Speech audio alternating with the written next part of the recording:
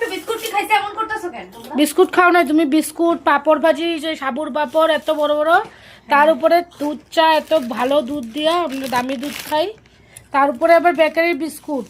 এই বিস্কুটটা অলরেডি দাম বেশি, আর আয়া আয়া এইসব খায় খায় জায়গা।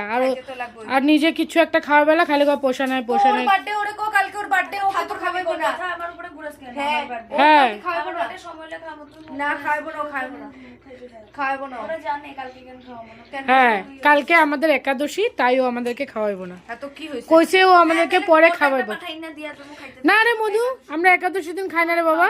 তুই গোটা পাঠা তাহলে মধু আনিস, আনিস না করুম না, এত বড় করে কথাটা কইছত যখন, আনিস ভিডিওতে কইছত গোটা পাঠা, মধু মধু গোটা পাঠা খাইবো আমাদেরকে। গোটা পাঠা আনিস, আমরা যতক্ষণ খাওয়া খাবো বাকিটা আমরা বিক্রি করে দেবো, অসুবিধা নেই আমাদের, আমাদের দোকান চেনা জানা আছে। কিন্তু কমিটমেন্টের দাম খাওনি, খাউরি কমিটমেন্টের দাম একটা কই যে ওই ইউটিউবে খুব খপ খপ খপ খপ করে